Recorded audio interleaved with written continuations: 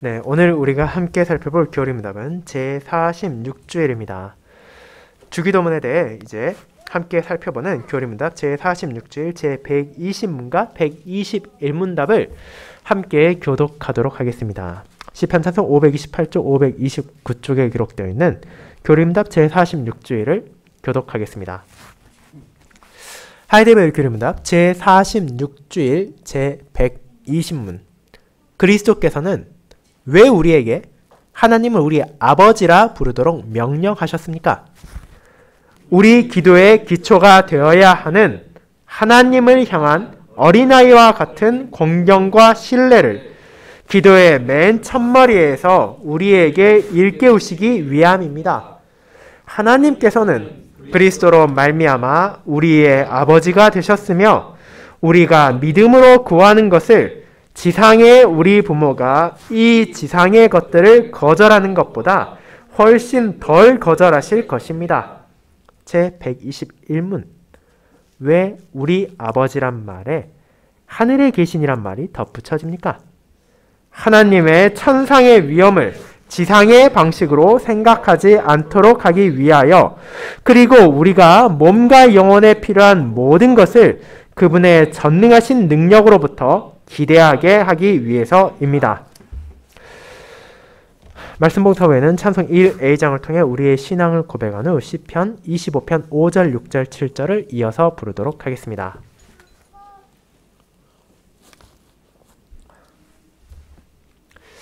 사랑하는 주 예수 그리스도 안에 있는 형제 자매님들, 여러분이 생각할 때 아버지의 역할 가운데 정말 중요한 것들은 무엇입니까?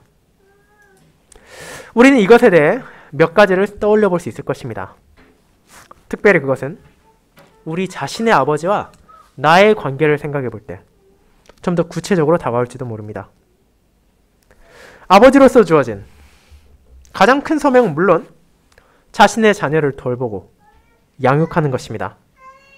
가정에 필요한 양식과 음료를 준비하기 위해 그의 소명 가운데 열심히 일하고 가정의 머리로서 구성원들을 인도하며 그들에게 아낌없는 사랑을 베푸는 것이 일반적으로 세상에서도 생각하는 아버지의 기본적인 의무를 할 수 있을 것입니다. 그리고 그와 같은 양육의 과정에서 아버지는 때로는 직접적인 교육을 통해, 때로는 훈육을 통해, 때로는 자기 자신의 삶의 모습을 보여주므로 자녀들에게 마땅히 나아가야 할 바람직한 삶의 자세를 가르치게 됩니다. 자녀는 아버지의 등을 보고 자란다는 말이 있듯이 그들은 의식적이건 무의식적이건 부모의 삶에 많은 영향을 받기 마련입니다. 그런데 이토록 중요한 자녀를 가르치고 인도하는 소명은 오늘날 많은 아버지에게서 잊혀지고 있습니다. 교육의 기능이 과거의 가정에서 학교와 학원을 비롯한 다른 기관들로 옮겨지며 가정 안에서 특별히 아버지로서 자녀를 바르게 가르치고 인도해야 된다는 의무가 점점 뒷전으로 밀려간 것입니다. 그리고 이는 신자에게도 예외가 되지 않습니다.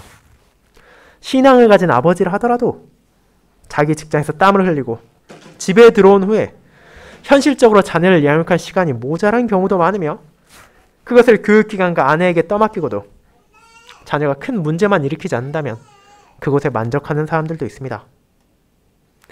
하지만 그런 자세가 세상에서는 아무런 문제가 되지 않는다고 받아들여진다 해도 신자인 아버지는 그것의 부족함과 잘못됨을 깨달아야 합니다.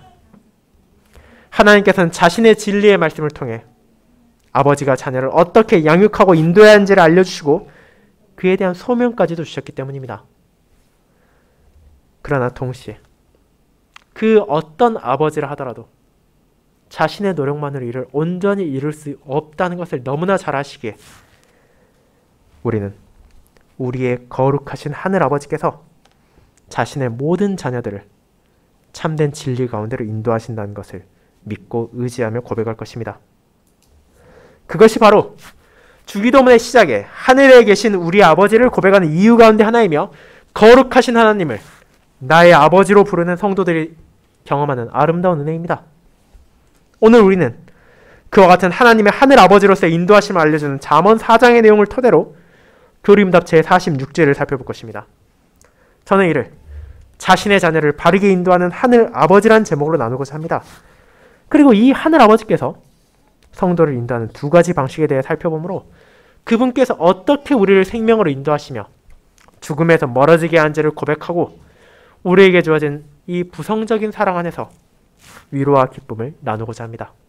이를 첫 번째, 생명으로 인도하는 지혜를 가르치신 하나님. 두 번째, 죽음으로 인도하는 죄악을 피하게 하는 하나님 아버지라는 두 대지로 살펴보겠습니다. 첫 번째, 생명으로 인도하는 지혜를 가르치시는 아버지에 대해 생각해 보겠습니다. 형제자매 여러분, 언약의 10가지 말씀의 의미와 그것을 그리스도인들이 어떻게 대해야 하는지를 고백한 우리는 이제 교리문답의 마지막 큰 주제라고 할 수 있는 기도로 향했습니다.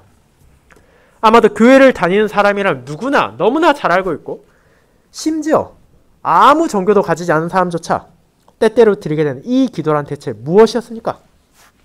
그것의 정의, 그것의 필요성, 그리고 그것을 통해 받는 유익에 대해 너무나 많은 오해와 이견, 잘못된 생각이 있기에 올레비아누스와 우르시누스는 성도들이 그들이 드리는 기도를 바르게 이해하고 그것의 유일한 대상이신 하나님을 향한 감사의 표현을 멈추지 않고 이어갈 수 있도록 기도의 내용을 구체적으로 살피기 이전에 먼저 진리의 말씀을 요약하여 그것의 필요성과 의미를 고백하게 했습니다. 그렇게 우리는 가장 먼저 기도의 필요성, 왜 그리스도인에게, 왜 저와 여러분에게 기도가 필요한지에 대해 살펴보았습니다. 일반적으로 우리가 하기 쉬운 오해 중에 하나는 기도가 나에게 무언가 필요하기 때문에 드리는 것이라는 생각입니다. 물론 저와 여러분이 하나님의 뜻에 따라 거룩한 삶을 살아가기 위해서는 그분의 은혜가 필수적이며 그것을 구하는 것이 결코 잘못된 것은 아니지만 이는 기도를 통해 받게 되는 유익인 것이지 그것의 필요성과는 조금 다른 개념의 것입니다.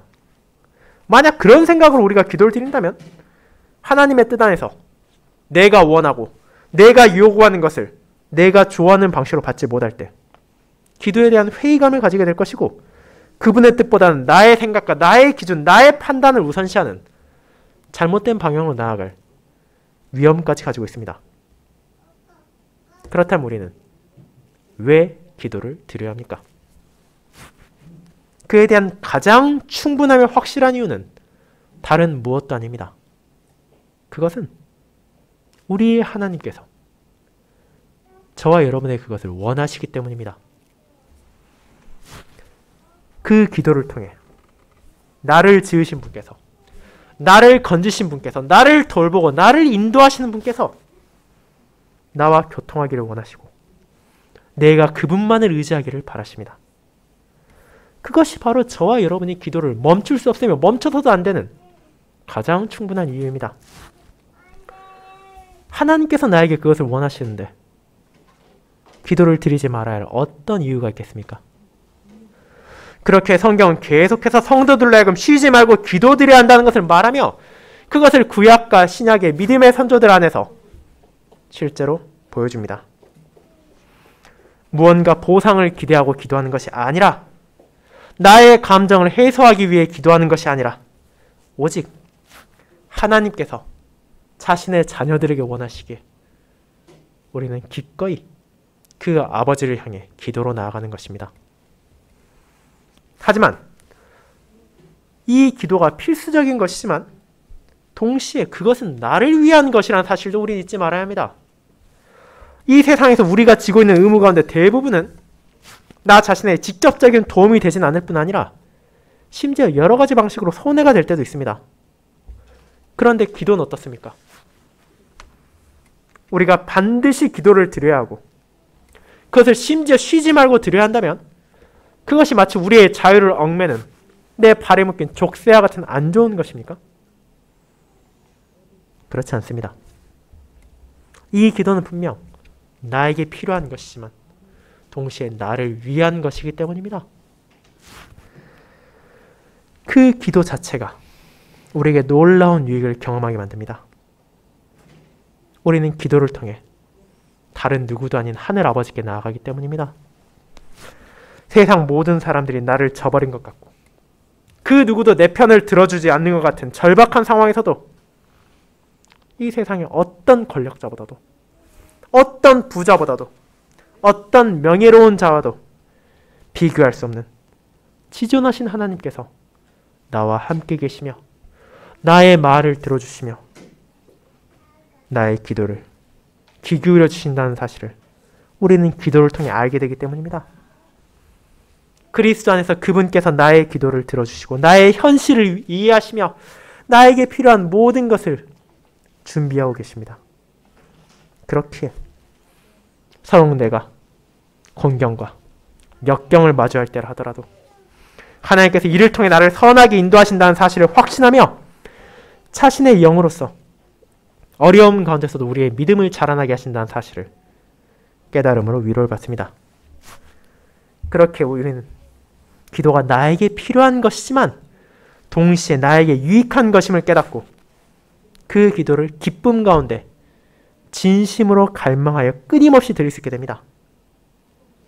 그 놀라운 은혜가 저와 여러분을 포함한 모든 성도들에게 주어졌습니다.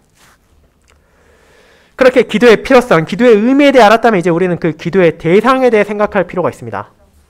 우리에게 필요한 의무를 행하고 아무리 그것이 유익하고 좋은 일이라 하더라도 그것의 대상을 바르게 잡지 못한다면 그것은 무의미한 시간 낭비가 될 수 있기 때문입니다.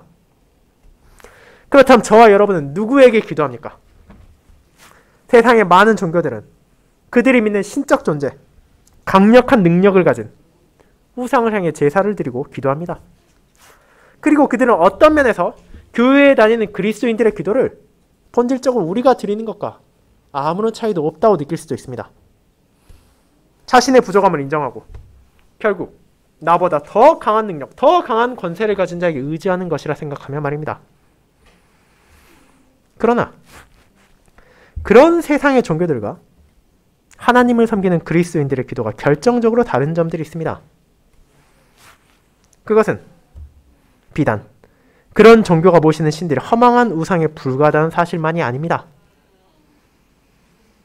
세상에서 유일하게 모든 영광과 존귀를 받으시기에 합당하신 하나님, 자기 백성들의 기도를 원하시는 주님께서는 전능하시고 전지하실 뿐 아니라 그리스도 안에서 우리의 하늘 아버지가 되어주셨다는 것이 결정적인 차이입니다. 그분께서는 단순히 능력이 많을 뿐 아니라 단순히 지혜로울 뿐 아니라 저와 여러분의 아버지시라는 것입니다. 그 사실이 신자의 기도를 참으로 다르게 만듭니다. 어째서 우리의 기도가 하늘 아버지이신 하나님께로 향한다는 사실이 그토록 중요합니까? 그것은 세상의 아버지와 자녀가 가리키고 있는 하나님과 그분의 자녀들의 관계 안에서 생각해야 합니다. 일반적으로 특별한 문제가 있지 않는 한 가정의 아버지는 자녀들을 사랑하고 아끼며 아이들이 자라가는 데 필요한 것들을 제공하기 위해 노력합니다. 그렇다면 세상의 아버지들이 그러하다면 그 어떤 가정도 비교할 수 없을 정도의 권한과 능력과 지혜와 사랑을 가지신 하늘 아버지께서는 어떠시겠습니까? 그분의 자녀된 자들이 그분께 진심으로 나아가고 자신들이 필요한 것을 구할 때 그 아버지께는 그 기도들이 어떤 의미가 되겠습니까? 그분께서는 분명하게 나의 간구를 들으실 것입니다. 내가 구하는 것이 진정 필요한 것이라면 아낌없이 주실 것입니다. 그리고 서로 내가 인지하지 못한 필요한 것이 있을지라도 그 또한 적절한 때 그분의 방식 안에서 베푸실 것입니다. 그렇게 전능한 하나님께서 동시에 우리의 아버지라는 사실이야말로 기독교의 기도를 일반적인 세상에서 우상을 향해 기도드리는 이들과 다르게 만드는 중요한 요인 가운데 하나입니다. 그 관계 안에서 우리는 그분께서 나의 기도를 들으심을 확신하고 나에게 필요한 것을 사랑 안에서 값없이 주실 것이라는 사실을 의심하지 않을 수 있기 때문입니다. 그것은 바로 그분이 나의 하늘 아버지시기 때문입니다. 그와 같은 기도의 대상이신 하늘 아버지에 대한 진리를 우리는 제46줄의 두 문답을 통해 확인하게 됩니다. 그리고 이 시간을 통해 저는 여러분과 아버지로서 하나님께서 우리에게 베푸시는 은혜 가운데 중요한 요소 중 하나를 보다 깊게 생각해 보고자 합니다. 그것은 바로 그분께서 자녀들을 훈육하시고 인도하시며 가르치시는 아버지란 사실입니다. 서론에서 말씀드린 것처럼 아이들이 부모를 닮아가는 것은 정말로 자연스러운 현상입니다. 그들은 부모가 하는 말을 듣고 그들의 행동을 바라보며 그들이 자신들을 어떻게 대하는지, 서로를 어떻게 대하는지를 관찰하고 그것을 눈과 귀로 새겨듣습니다. 그렇게 자신들이 배운 것에 따라 타인에게 말하고 행동함으로 다른 사람들이 보았을 때도 어렵지 않게 부모와 자녀의 관계를 인지하게 되는 경우도 많습니다. 그리고 하나님의 자녀들 또한 그분을 닮아 세상에서 그 하늘 아버지의 모습을 가리키게 됩니다. 그렇다면 이제 자녀로서의 우리가 어떻게 하나님을 닮아가는지를 생각해 봅시다. 우리가 어떻게 그분의 거룩함을 반영하고 그분의 공의를 나타내고 그분의 사랑을 베풀 수 있겠습니까? 그것이 나라는 한 개인의 성실함과 성품과 노력과 헌신을 통해서만 이루어지는 것입니까? 물론 그렇지는 않습니다. 우리가 언약의 10가지 말씀을 마치며 고백한 것처럼 하나님의 형상을 따라 점점 더 새롭게 되기 위한 노력을 우리는 결코 멈춰서는 안 됩니다. 하지만 그를 위해서는 성령님의 은혜가 필요하고 그 은혜를 위해 끊임없이 기도해야 된다는 사실을 잊혀서는 안 됩니다. 우리는 오직 하나님의 돌보심과 인도 안에서만 아버지의 모습을 닮아갈 수 있기 때문입니다. 나의 지식과 지혜, 세상의 방식과 풍조, 인류가 쌓아올린 무언가를 통해서는 그 누구도 스스로는 진리를 알 수 없을 뿐 아니라 참된 지혜, 여호와를 경외하고 그분께 순종하는 자세를 갖출 수도 없기 때문입니다. 그렇게 하나님께서 아버지로서 베푸시는 크신 은혜 가운데 하나가 바로 그리스도 안에서 자신의 자녀된 이들에게 참된 지혜를 가르치시고 명철을 깨닫게 하는 것입니다. 세상 안에선 얻을 수 없고 자신 안에서도 발견할 수 없는 참된 진리를 하나님의 영이 성령 하나님의 역사하심으로 심으시고 자라나게 하시는 믿음을 통해 붙잡게 하시는 것입니다. 그리고 그것을 우리로 하여금 계속해서 구하게 하시고 주님 안에서 기대하게 하십니다. 그리고 그와 같은 아버지의 인도를 우리는 잠언 4장을 통해서도 바라보게 됩니다. 여러분이 잘 알고 계실 구약 성경 가운데 하나, 이 잠언에는 다양한 권면과 격려와 조언이 담겨 있습니다. 그 제목의 뜻, 가르치고 훈계하는 말이란 잠언의 말 그대로 솔로몬을 비롯하여 성령 하나님의 영감을 받은 각각의 저자들은 때로는 자녀들에게, 때로는 백성들에게 필요한 가르침을 주었습니다. 그렇게 이 잠언을 세상에 허다하게 많은 명언집이나 차기개발서 정도로 바라보는 사람이 생긴 것도 이상한 일이 아닙니다. 분명 그 내용을 깊이 살피지 않고 표면적으로만 봤을 때 그런 책들과 별로 달라 보이지 않은 일반적인 성격을 가진 조언이나 가르침도 그 안에 분명히 있기 때문입니다. 하지만 잠언이 그런 세상의 책과 다른 결정적인 이유는 이것이 하나님의 진리 안에서 그분의 진리를 담고 있다는 것입니다. 그렇게 이 성경은 단순히 세상적인 기준으로 선하고 지혜롭게 자라가는 길을 말하는 것이 아니라 언약 백성들이 주님 앞에서 신실하게 나아갈 수 있도록 하는 지혜를 담고 있습니다. 그리고 그 모든 과정에서 그 지혜의 원천, 우리의 삶을 다스리고 이끄실 수 있는 유일한 주권자인 하늘 아버지를 바라보게 합니다. 각각의 저자들이 각각 다른 상황에서 다른 대상을 염두에 두고 이를 기록했지만 그 모든 것은 결국 하나님께서 이 땅에 있는 자신의 자녀들을 위해 주신 지혜의 말씀이기 때문입니다. 그렇게 전체 잠언을 통틀어 가장 핵심적인 표현은 지혜와 진리입니다. 그리고 이 두 가지 모두 세상의 기준과는 다른 의미를 담고 있습니다. 잠언 1장을 통해 이스라엘의 지혜로운 왕 솔로몬은 여호와를 경외하는 것이야말로 지식의 근본이라는 것을 선언하고 하나님을 바르게 아는 것이야말로 지혜라는 것을 이어지는 잠언을 통해 밝힙니다. 그리고 그 지혜를 주시는 분 또한 여호와라는 것을 우리는 알게 됩니다. 그렇다면 그분께서 어떤 방식을 통해 자신의 자녀들을 생명으로 인도하는 지혜를 깨닫게 하십니까? 오늘 본문 잠언 4장의 2절은 다음과 같이 말합니다. 내가 선한 도리를 너에게 전하노니 내 법을 떠나지 말라고 말입니다. 자녀들에게 전해진 선한 도리를 통해서 그들에게 주어진 거룩한 법을 통해서 하나님께서는 지혜를 깨닫게 하십니다.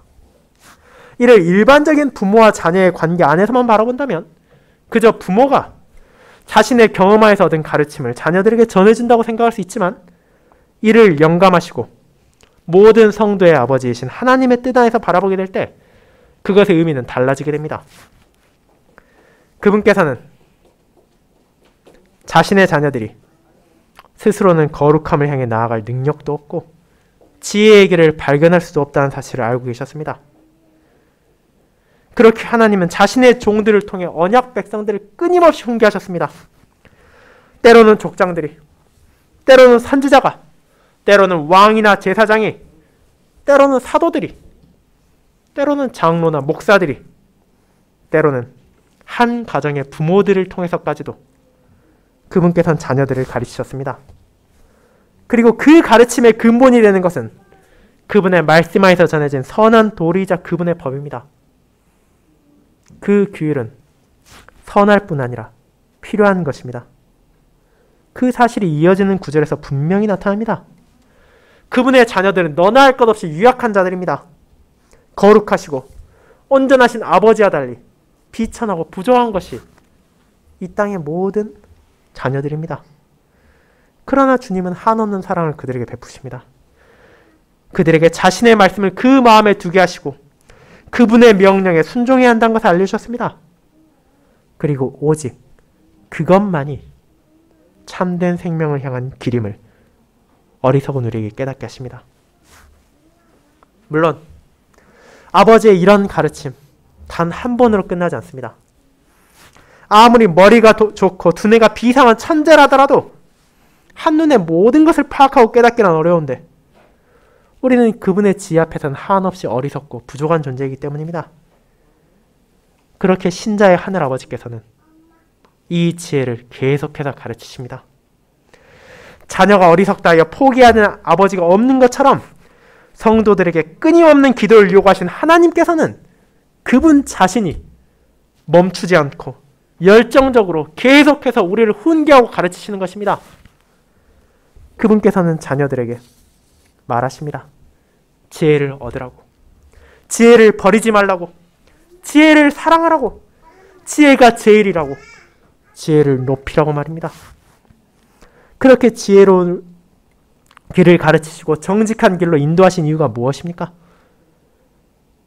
하늘아버지께서는 그 지혜의 길 안에만 자녀들에게 참된 기쁨이 있고 영원한 생명이 있으며 흔들리지 않는 위로가 있다는 사실을 알기 때문입니다.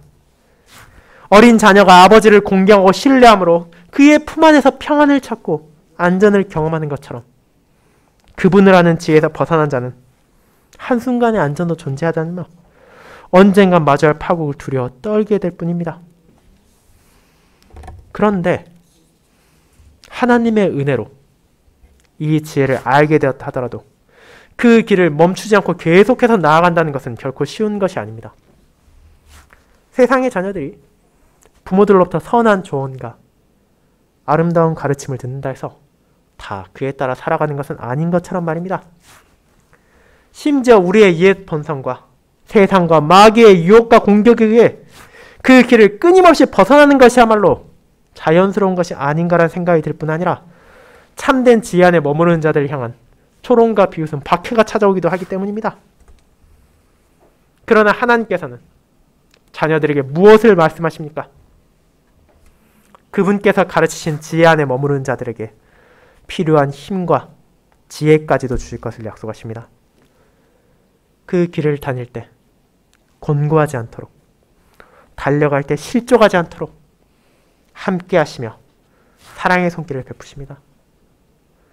그와 같은 하늘 아버지의 사랑과 가르침 안에서 우리는 이 지혜를 깨닫고 굳게 잡으며 그 안에서 살아갈 수 있는 것입니다.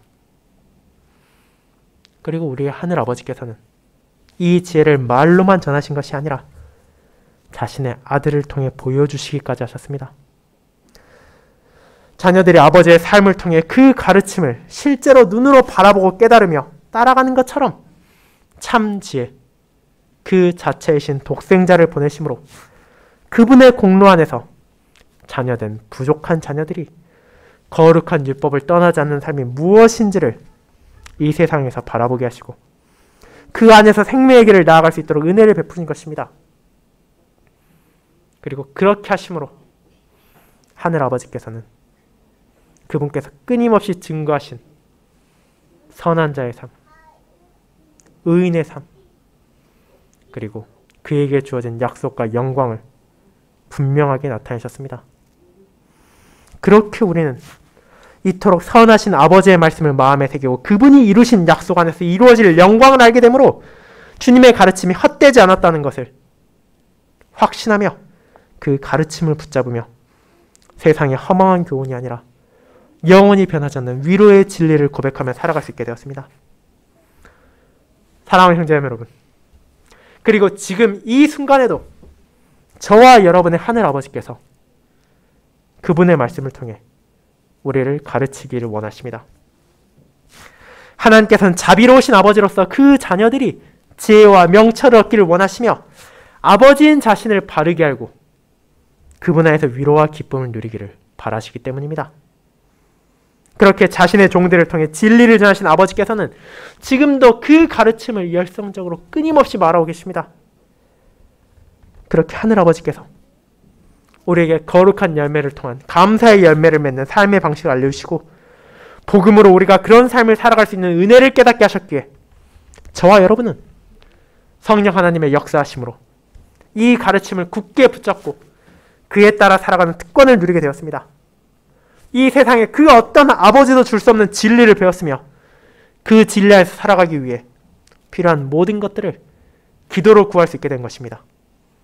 그리고 그런 아버지께서는 때로는 징계와 권면을 사용하셔서도 우리를 죄악에서 멀어지게 인도하신다는 사실을 우리는 이어지는 두 번째 대제에 살펴볼 것입니다.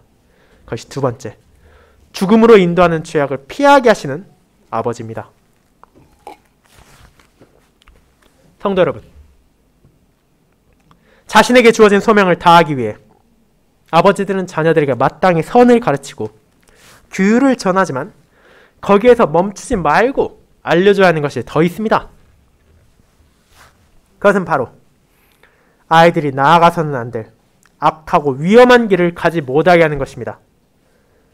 그리고 그 과정은 때로는 징계와 권면이 요구될 때도 있습니다. 세상의 자녀들이 선하고 좋은 것보단 악하고 나쁜 것에 이끌리기 쉬운 것처럼 그보다 더욱 기울어져 있는 부패한 본성이 우리 안에 여전히 남아있기 때문에 우리는 이 땅의 부모가 때로는 자녀를 위해서 사랑 안에서 그들을 꾸짖고 훈계하는 것처럼 하늘 아버지께서 죽음으로 나아가려 하는 자신의 자녀들을 권면하고 견책하심으로 그들이 그 길을 피하게 하심 또한 경험하게 됩니다. 이와 같은 죄악에서 떠나도록 하는 하나님의 가르침은 오늘 본문을 통해서도 볼 수 있습니다. 그분께서는 자녀를 향한 아버지의 권면 안에서 자신의 자녀들을 향한 하늘 아버지의 말씀을 전하십니다. 아들과 딸이 지혜로운 부모의 가르침에 순종하는 것이 합당한 것처럼 하나님은 성도들이 말씀 안에서 전해진 진리에 순종하길 원하십니다. 그리고 그 말씀으로 무엇을 말하십니까? 그들 주변에 도사리고 있고 언제나 기회를 노리고 있는 사악한 자들, 악인들의 길에 들어가지 말고 도리어 그것을 피해야 한다고 말하십니다. 물론 이것은 말처럼 쉬운 것이 아닙니다.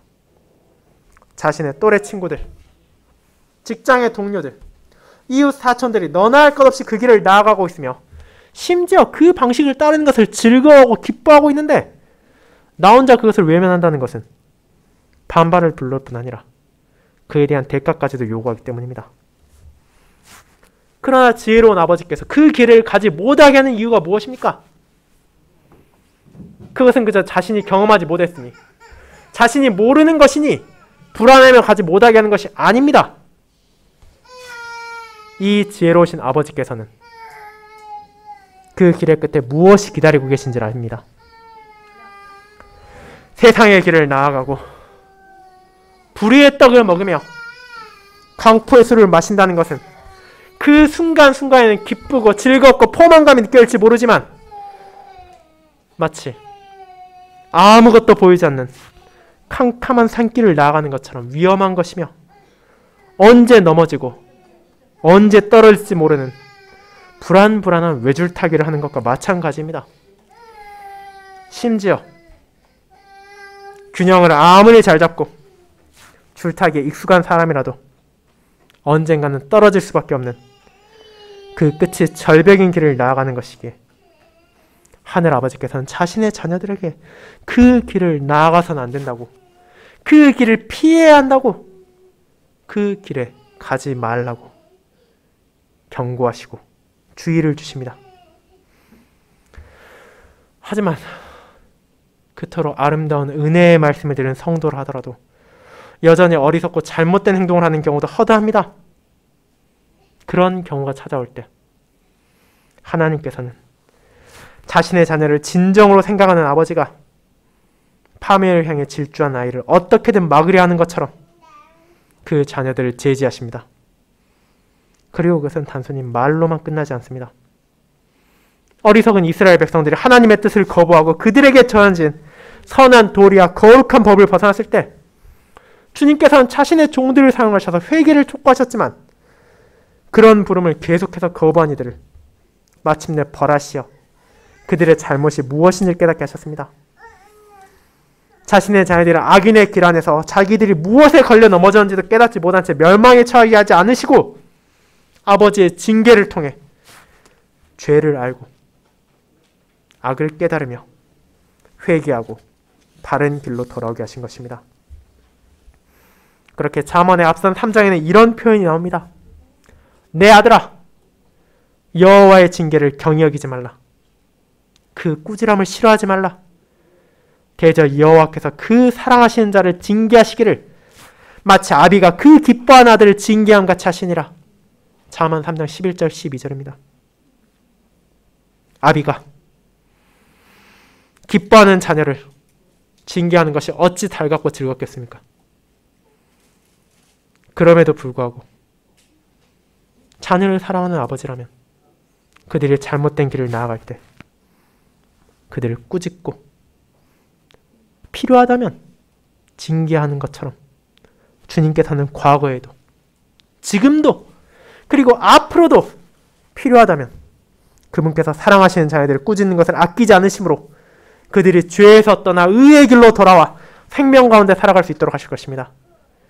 그리고 그 길을 나아갈 수 있는 유일한 방법인 지혜와 명철을 자신의 말씀 가운데 계속해서 선포할 것이며 이를 통해 그분의 말씀을 우리의 마음에 새기고 그분의 훈계를 우리의 귀에 두사 성도의 마음을 지키시고 생명의 근원에서 떠나지 않게 하실 것입니다. 오직 그와 같은 하나님의 은혜 안에서만 우리는 좌로 치우치지도 않고 우로 치우치지도 않으며 오직 생명의 길 안에 머무르는 지혜를 붙잡을 수 있습니다. 그렇게 하늘 아버지께서는 징계와 권면을 통해서도 자기 자녀를 향한 사랑을 증거하셨습니다. 그러나 어떤 아버지도 그 훈계 자체를 통해 그 자녀가 파멸하길 원하지 않는 것처럼 하나님의 권징 또한 사랑 안에서만 주어지는 것이며 그 목적 또한 자녀들의 죽음이나 멸망이 아닙니다. 그들은 분명 영원한 심판을 받아 마땅한 이들이지만 하나님은 자신의 독생자 예수 그리스도를 이 땅에 보내시고 아들로 하여금 자기 백성의 죄를 담당하게 하사 십자가에 죽게 하셨습니다. 그렇게 성도는 예수 그리스도 우리의 주님을 통해 하늘 아버지의 공의와 그분의 사랑을 보게 됩니다. 아버지께서는 자신의 외아들을 버리심으로 우리에게 죄악의 끔찍한 대가를 알게 하셨고 독생자에게 모든 이름 위에 뛰어난 이름 무한한 영광을 베푸사 우리에게 베풀어진 그분의 사랑과 놀라움을 깨닫게 하셨습니다. 그렇기에 성도는 오직 그리스도 안에서 하늘아버지의 징계와 권면을 경히 여기지 않고 싫어하지 않으며 심지어 그 안에 담겨있는 그분의 사랑까지도 경험할 수 있습니다. 사랑하는 성도 여러분, 이와 같은 손길을 통해 하늘아버지께서는 저와 여러분을 죄악 가운데 버려두지 않으십니다. 그분께서는 우리를 죄인의 길에서 떠나게 하시며 그분 안에서 지혜를 붙잡고 생명의 길을 나아가게 하시기 때문입니다. 그리고 그런 하늘 아버지가 바로 우리의 기도의 유일한 대상이십니다. 그분께서 나에게 타인이 아니라 나를 사랑하신 아버지, 나를 꾸짖으신 아버지, 그리고 나를 인도하시는 아버지라는 것을 알기에 성도의 기도는 확신으로 가득하며 그 기도를 통해서 나에게 필요한 모든 것, 내가 지혜와 명철을 붙잡고 생명의 길에서 벗어나지 않도록 필요한 것들을 아버지께서 아낌없이 그리고 풍성히 주실 것을 믿음으로 위로를 누립니다. 그분께 간구하며 그분께 나아가고 그분을 향한 기도를 우리는 아버지의 전능하신 능력으로부터 주어질 은혜를 구하며 하늘 아버지한테 순종하며 그 길을 나아가는 우리의 발걸음이 곤고해지지 않도록 힘을 주실 것을, 그 길을 달려가는 우리가 넘어지지 않도록 붙잡아 주실 것을, 우리가 좌로나 우로나 치우치지 않고 참된 길인 그리스도 안에서 벗어나지 않기를 경험할 것입니다. 그 놀라운 위로가 우리의 하늘 아버지를 향한 기도를 통해 나타납니다. 그렇게 우리는 어제도 오늘도 내일도 정말로 기뻐하며 기도할 수 있습니다. 나를 죄악에서 벗어나게 하시고 의와 거룩함 안에 머무르게 하시기를 하늘 아버지께 구할 수 있습니다. 그리고 이번 한 주도 그와 같은 아버지의 인도 안에서 저와 여러분이 기쁨과 위로를 받을 것을 확신합니다. 아멘.